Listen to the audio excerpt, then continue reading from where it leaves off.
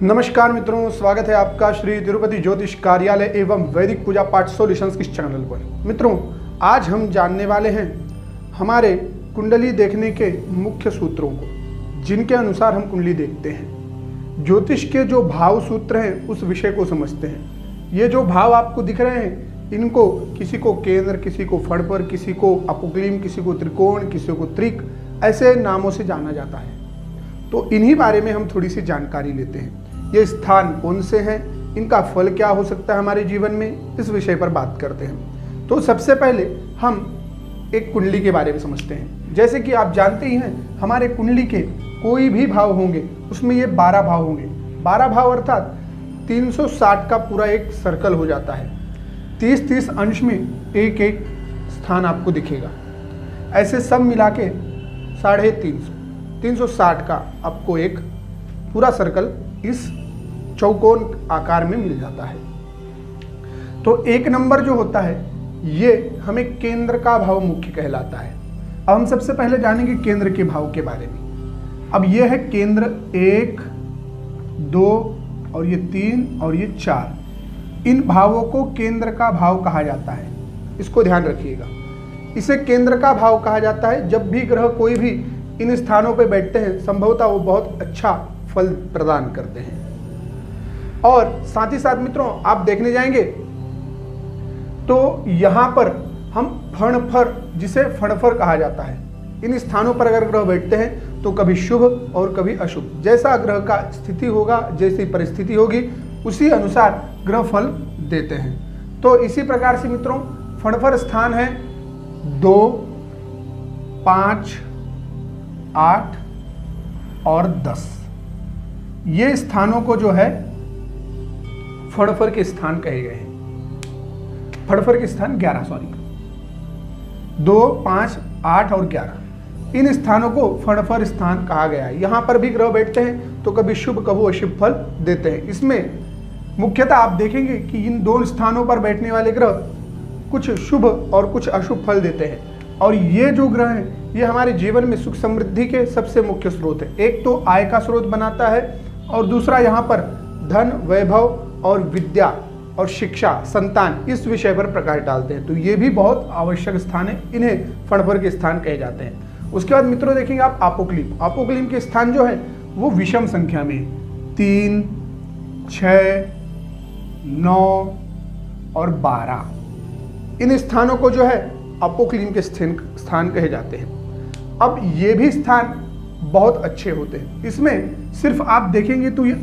षष्ठम और ये द्वादश, इन स्थानों पर ग्रह बहुत शुभ या फिर अशुभ फल नहीं देते। इनमें जो ग्रह में है उस ग्रह के अनुसार हमें ठीक ठाक ही फल प्राप्त होता है जीवन में, ठीक है।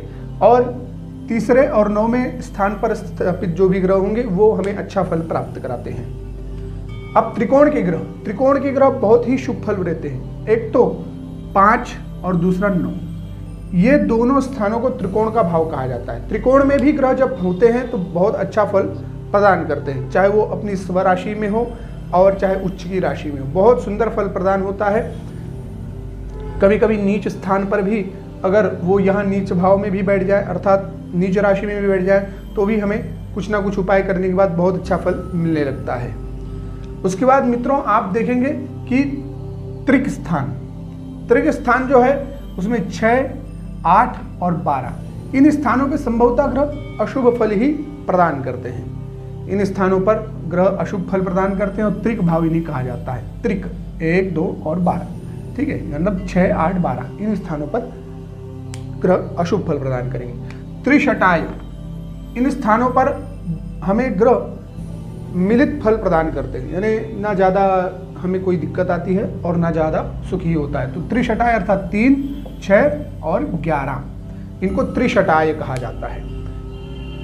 कहीं कहीं पर इनको नाशक भाव भी कहा जाता है। इन स्थानों पर ग्रह बैठने वाले हमारे जीवन को अच्छा या बुरा बहुत ही ज़्यादा फलित करते हैं, इसके लिए इनको त्रिशटाय कहा जाता है।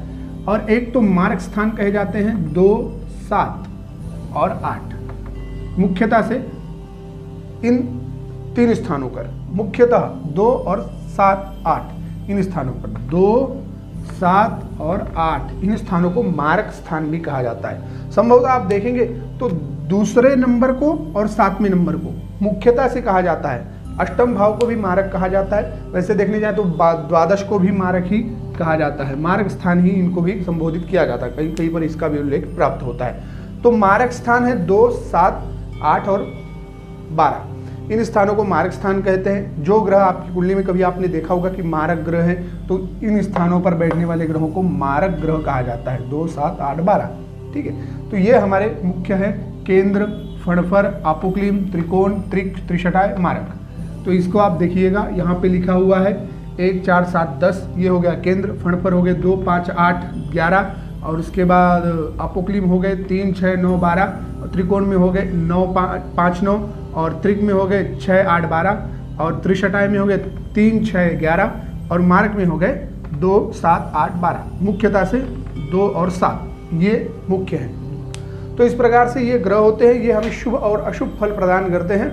आपको ये विषय जो है इन स्थानों को, इन भावों को इस नाम से पहचाना जाता है, इसको बहुत अच्छे से याद कर लेना है, जिससे कि आपको फलादेश करते समय बहुत अच्छे से उस विषय को समझकर और बहुत अच्छे से आपका प्रेडिक्शन सही हो पाए, ऐसा आपका फलादेश हो।